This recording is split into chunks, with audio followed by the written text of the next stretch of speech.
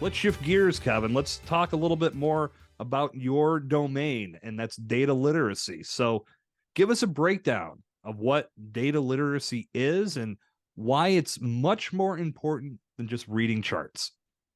Yep. So I think the first thing I want to say, people tend to be scared of the term data. And so there's probably a good portion of your audience and listeners that are saying data, not for me. And the want to kind of get that out of the way first. The challenge with that is everything we see today is data. You want to go on a vacation, you look at reviews online or look at reviews in Airbnb. You want to buy a new computer, you look at reviews on Amazon. You look in the news and they're always showing you data. So I guess at the first level, data is not just numbers. It's not just spreadsheets. It's information. It's evidence. It's what they're telling you. If you're in an organization, you have so much more data about what your customers do than ever before. Data literacy is just the ability to fully understand what that data is trying to tell you so that you can make a decision. Just like if we're reading a book, usually there's two ways to read. There's reading for entertainment, and then there's reading for understanding, like reading comprehension. It's much easier if you're literate to read a book for comprehension because the author is deliberately giving you all of the context to connect the dots. They're not writing a verbose novel, but they give you all of the pieces you put together. When we see data today, we see numbers.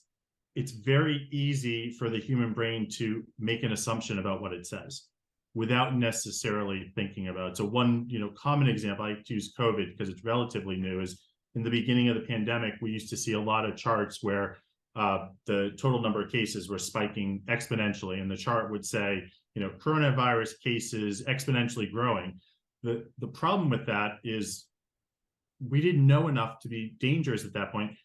The title said coronavirus cases. Well, how do we know the total number of cases if we weren't testing everyone? Right. And so it was very misleading. And I'm not saying that coronavirus wasn't exponentially growing, but everyone who didn't have necessarily a little bit of questioning of data literacy would say, wow, cases are growing. I'm going to choose to stay in. I'm not going to go outside. Whereas if the chart said total confirmed cases through testing, and then we realized we're only testing people that are first responders or people that are asymptomatic or symptomatic, I should say, maybe it wasn't as prevalent. And you could argue it doesn't matter. The disease was really bad, but we see charts like those. And when the data makes sense, our brain doesn't question it. When the data doesn't make sense, then we question it. So a funny parallel is there's a type of statistical story out there that says the data shows there's a correlation between shark attacks and people eating ice cream. And so if you look at the data doesn't lie. Our interpretation of it says, okay, the more people that eat ice cream, the more shark attacks. And so you would say, if you're not data literate, oh, wait a second, okay, I'm not going to get any ice cream because I don't want to get eaten by a shark. It makes no sense. It's nonsensical. Right. Long story short, there's something else causing both of them. The weather. You eat ice cream when it's hotter, you go to the beach when it's hotter, you tend to see both of those. That doesn't make sense, but we don't see those in the news. We see things that make sense.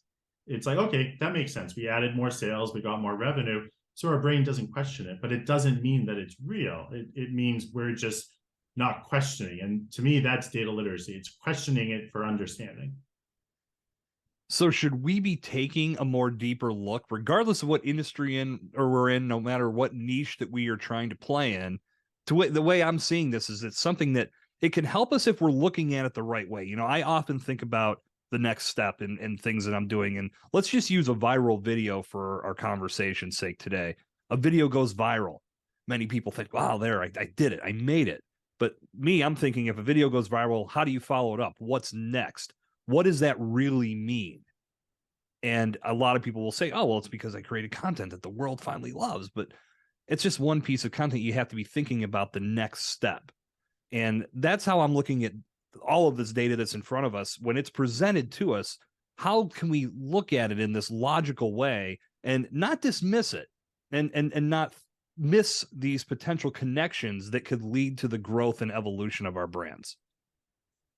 It's a great question. It's like the $1 million question. I think it starts with not looking at the data in a vacuum. It starts with, what are you trying to do? What is your goal? Like you said, your goal is not just to have one viral video. It's to create a brand. It's to keep producing content.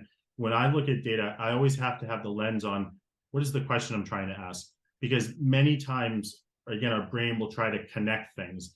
And we're not talking about data science, we're not talking about advanced math. So I'll give you an example. One of the most common charts you'll see on the internet or online or in the news or in anything is a chart that just shows a percentage of two different groups. So let's just say we have a chart that has two regions, A and B, and it says what percent of people in that region like coffee, because I'm a huge coffee league. One region says 60%, the other region says 80%. Those are numbers, it makes sense, okay. Most of us will then make the connection, the region that has 80%, there are more people in that region that drink coffee, so we're going to market to that region.